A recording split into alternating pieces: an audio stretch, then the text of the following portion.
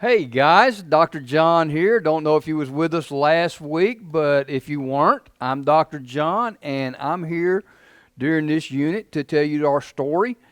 And I just got out of surgery, and I was working on this guy, and we got through, and he come back and recovered. And I went in to counsel with him, and I was giving him some advice about what he needed to do. I know a lot of things sometimes about those situations and illnesses and ways to avoid things. And doctors, sometimes we give that advice out to patients, but that advice is only good if the patient takes it. And so many times, some people do not do what the doctor tells them to do. And that reminds me of our story today.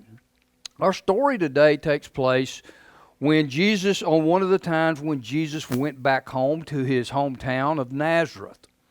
And he went home one time to his hometown, and on the Sabbath day he went into the synagogue. Now their synagogue is where they prayed and worshiped, and it's a lot like church, like our church. And Jesus stood up while he was in the synagogue, and he read from the book of Isaiah.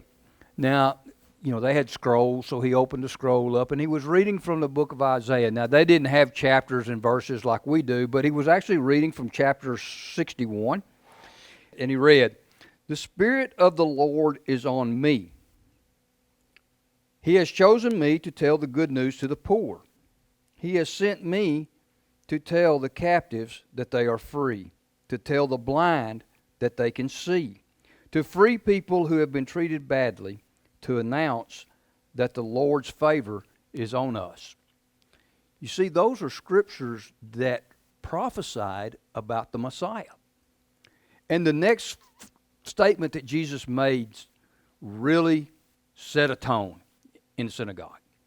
Because he said, today, this prophecy has come true. So what he was doing, he was referring to himself as a Messiah. And that got kind of mixed reactions. Some people said, hey, this is good. I'm with this. Then there was other people that said, wait a minute. You're Joseph's son. You're not a prophet.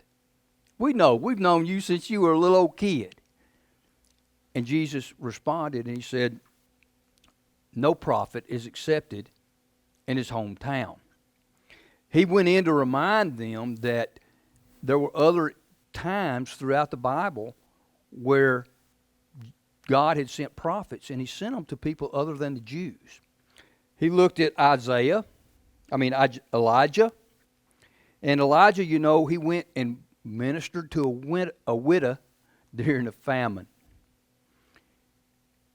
And he also had Elisha that went and ministered to a leopard, a man with leprosy, called Nahum in Syria. And that really kind of ruffled some feathers, so to speak, because you see, they wanted the Messiah all to themselves. The Jews wanted the Messiah to only come to them. And that wasn't what Jesus was about. And I am so thankful that is not true. Our verse says, "For God so loved the world," not just the Jews, not just the Gentiles, but God so loved the world that he gave his only begotten Son, that whosoever believeth in him would not perish, but have eternal life. Not just one person, not just one people group, but for everyone. And that comes back to our big question that we're supposedly answering through this unit, is what makes people special that God would send his Son, his only Son, to them?